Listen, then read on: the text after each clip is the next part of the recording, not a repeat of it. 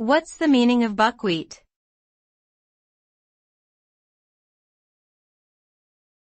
Buckwheat.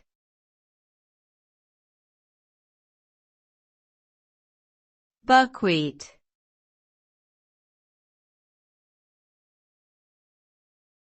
Buckwheat.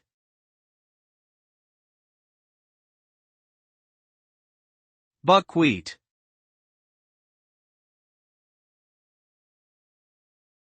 Buckwheat is a type of plant cultivated for its grain-like seeds, which can be ground into flour. It is also commonly used as a cover crop due to its ability to suppress weeds and improve soil health. Buckwheat is gluten-free and a good source of complex carbohydrates, protein, and fiber. It is often used in various cuisines around the world, particularly in dishes like buckwheat pancakes, soba noodles, and kasha. Overall, buckwheat is a versatile and nutritious ingredient that has been enjoyed for centuries in many different forms.